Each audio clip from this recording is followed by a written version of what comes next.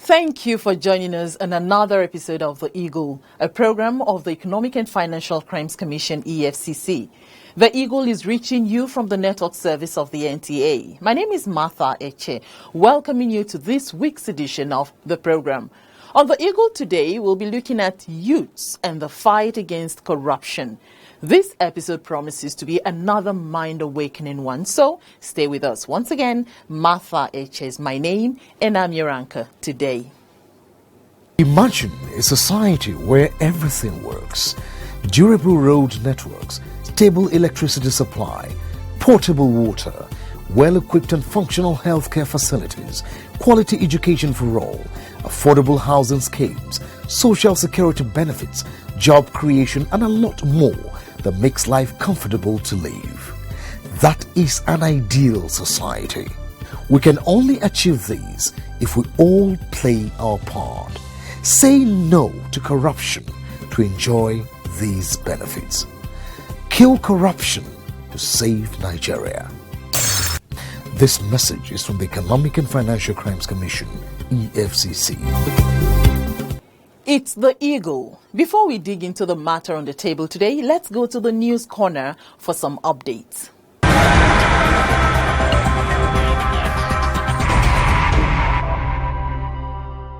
The Economic and Financial Crimes Commission, EFCC, has secured the final forfeiture of over 820 million naira from Flank Power Resources Limited under the leadership of its Chief Executive Officer, Matthew Edevie, and GMFD Ventures Limited. Both firms are linked to contractors with the Niger Delta Development Commission, NDDC.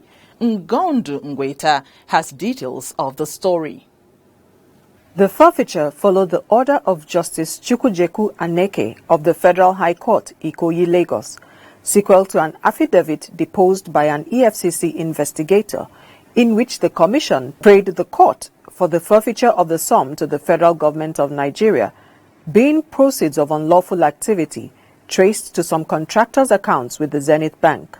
A breakdown of the recovery shows that over 616 million naira was recovered from Flank Power Resources Limited, while 211 million naira was recovered from GMFD Ventures Limited. It was discovered that between 2018 and 2019, Flank Power Resources Limited received the funds from the NDDC through its account number 1015-642852, while GMFD received theirs through account number 1014-657819, both of which are domiciled in Zenith Bank PLC. Besides being inflated, the contracts were not executed but diverted and laundered. The sum recovered from Flank Power Resources Limited was facilitated through 62 Zenith Bank drafts in favor of the EFCC recovered funds account with the Central Bank of Nigeria, CBN, while the 211 million naira from GMFD came through 22 Zenith Bank drafts in favor of the same account. The EFCC had on June 8 secured the interim forfeiture of the money, after which the final forfeiture was granted almost immediately. Ngondu Ngweta reporting for The Eagle. Another success story emerged in Kaduna Zonal Office of the EFCC, where the Commission secured the conviction of Aigbuwa Innocent Onolememen on a 2-count charge bordering on theft and impersonation. Let's go to Aisha Mohammed for the full story. Onolememen got into trouble when one Zuleika Yusuf reported a case of theft to the EFCC, alleging that on July 20, 2018, she received a phone call purportedly from a staff of First Bank. The caller requested for her banking details under the guise of using them to fix some issues regarding her account. Yusuf said after she ignorantly gave the details, she was instructed to switch off her mobile phone for 1 hour, and she did. However, when she switched the phone on again, she received debit alerts of almost 500,000 naira withdrawn from her 2 bank accounts. Investigations showed that the money was transferred into 5 different accounts bearing different names, domiciled with EcoBank. It was also discovered that multiple mobile lines were recharged from the accounts, one of which was found with the suspect. When the matter came up for arraignment before Justice Mu'azu Tukur of the Kaduna State High Court, Onolememen pleaded guilty to the 2-count charge, prompting EFCC counsel Onyeka Ekweozo to ask for his conviction and sentence. Justice Tukur thereafter sentenced Agbuwa Innocent Onolememen to 6 months imprisonment without an option of fine. The defendant was also asked to restitute the victim the sum of 498,500 naira stolen from her. Aisha Muhammad reporting for the Eagle.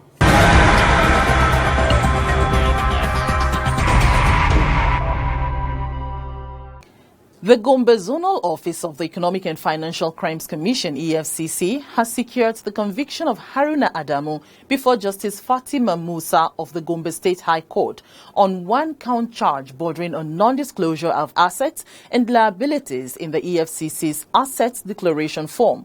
Haruna was arrested in 2019 following claims by a petitioner alleging that he offered him a piece of land situated at Daki Biu area of Abuja worth 12 million naira. Ngondu Ngweta is here with a full report. The petitioner said he paid a sum of 7,300,000 naira to purchase the land, but could not gain possession because the original owner of the land appeared and took ownership of the property. All efforts to get Haruna to return the money collected from the petitioner proved abortive. In the course of investigation, the convict was served an assets declaration form to establish his banking history and other details, but failed to disclose a bank account where he has huge amounts of money. He was consequently arraigned but pleaded guilty to the charge raised against him. In view of his plea, prosecution counsel S.E. Okemini urged the court to convict and sentence him accordingly. Justice Musa convicted and sentenced him to 1 year imprisonment without an option of fine. Meanwhile, Haruna is still facing trial for obtaining the sum of 7.3 million naira by false pretense. Ngondu Ngweta reporting for the Eagle.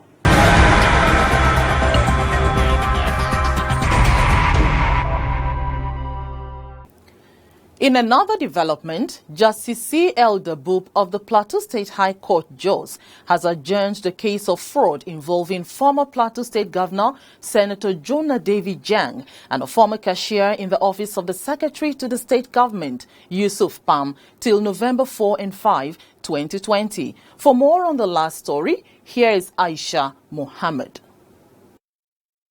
The Economic and Financial Crimes Commission, EFCC, is prosecuting the duo of Senator Jonah David Jang and Yusuf Pam for alleged criminal breach of trust and misappropriation of Plateau State funds to the tune of 6.3 billion naira.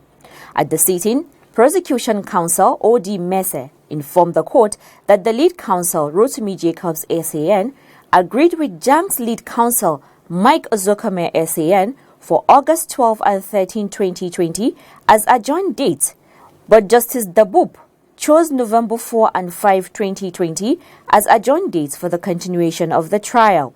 EFCC rearranged Jang and Pam in February this year following the reassignment of the case to Justice Dabub by the State Chief Judge, Justice Yakubu Dakwak, after the initial trial judge, Justice Daniel Longi, dismissed the defendant's no-case submission on December 29, 2019, and held that they had a case to answer.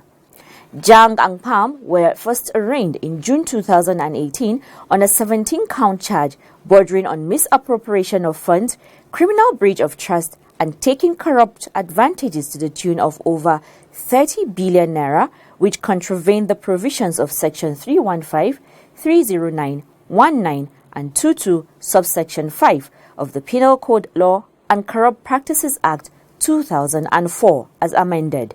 Aisha Muhammad reporting for the Eagle. Welcome back from the News Corner.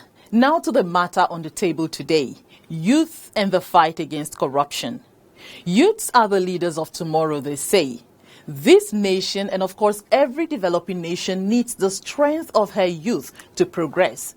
But there are many evils that can entangle the youths of a nation, especially in these trying times. Talk about cybercrime, popularly called Yahoo, advance fee fraud, Ponzi schemes, bank fraud, smuggling, money laundering, and lots more. These crimes affect the society one way or the other. So why do youths engage in these crimes, and how can the society fight these financial crimes? The interview segment answers these questions and more.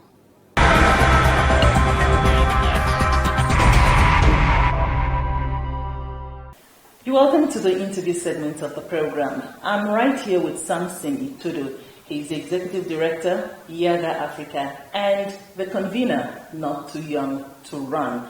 Mr. Itudu, you're welcome to the program. Always a pleasure. Okay, now we're talking about the role of the youth in the fight against economic and financial crimes. Now, there are arguments from some quarters that economic and financial crimes are on the increase in Nigeria. How would you rate the involvement of youth in the increase of these financial crimes? Well, I think with respect to the rate that young people are involved in financial crimes, it really stems from, the society. And it's a social norms conversation that it's not just young people, but the entire population. Thus, a larger chunk of our population don't seem to have accepted corruption as a norm and as a way of life. And you can see that because we're a young population, with over 60 to 70% of our population dominated by young people, there's always a tendency to tilt towards the view that, yes, young people, a larger percentage of young people are involved in financial crimes. Whereas that's not the case. Because you have other young people, and a larger percentage of them, who are really thriving in different sectors of our national life. And you also have a larger percentage of young people who are victims of a system that has done what? That has excluded and marginalized them. Today in Nigeria, before you secure jobs, anyway, you've got to pay. If you don't pay, you won't even be shortlisted for an interview.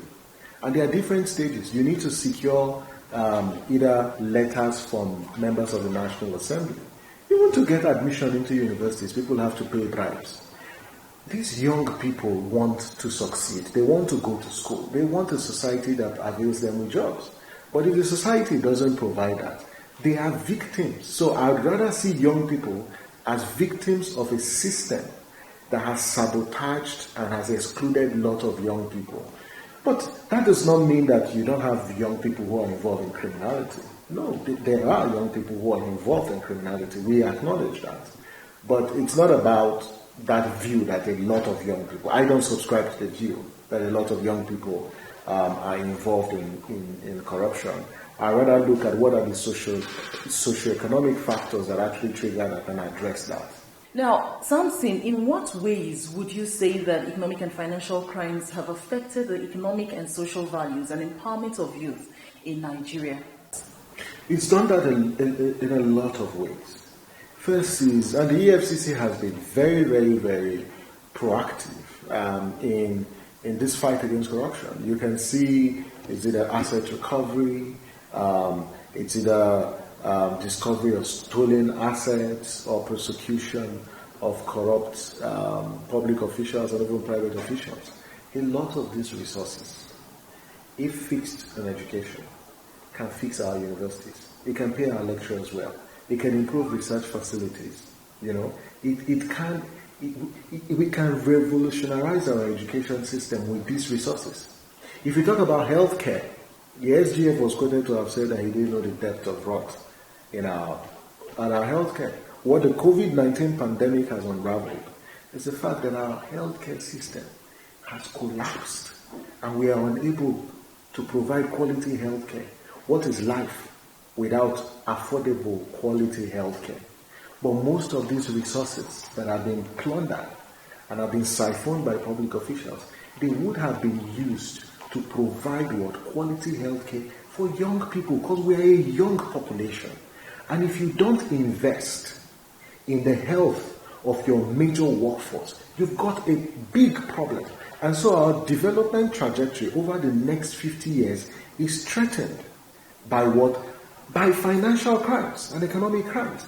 Because the resources that should have been available for investment in education, investment in health, investment in environment, investment in creating an economy, both informal and formal economy, where young people can actually thrive and actualize their dreams and aspirations in Nigeria, it's no longer existent.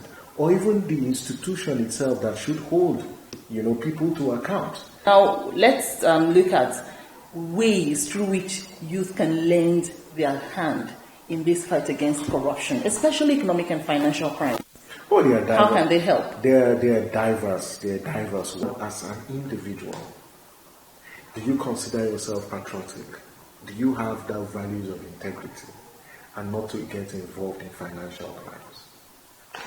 So it starts with the individual, upholding those values of integrity. So if you rejig your entire mindset to say, see, I'm not going to do what? I'm not going to use illegal means of acquiring financial resources. I'm not going to cheat, as simple as I'm not going to engage in whether you call it cybercrime or you call it Yahoo or whatever you call it, I'm not going to get involved in that. I'm not going to get in whether you call it criminal conspiracy or criminal defamation, whatever.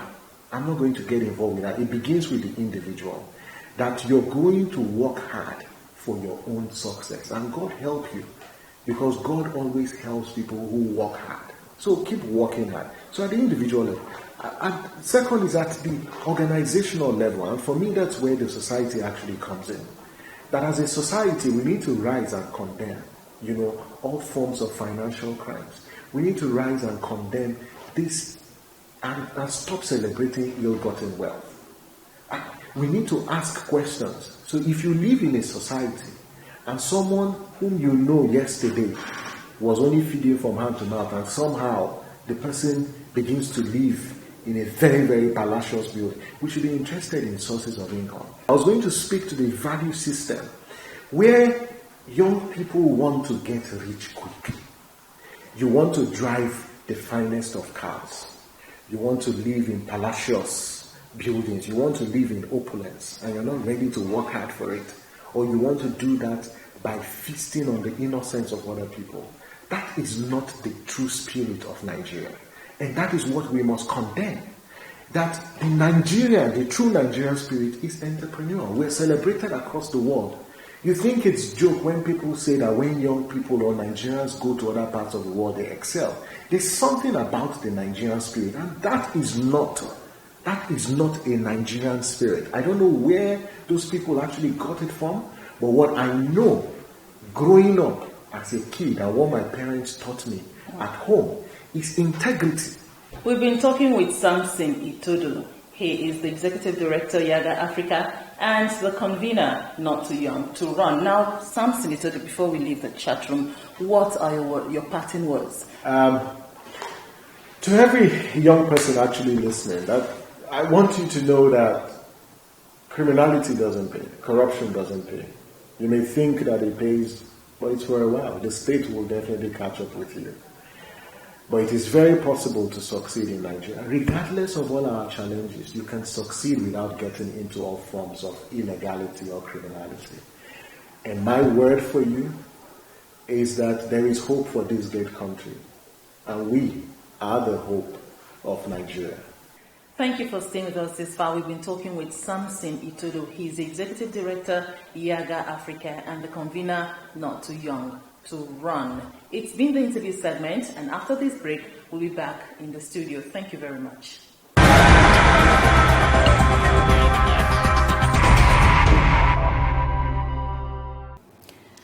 You're still watching The Eagle, reaching you from the NTA. On the table today is youth and the fight against corruption.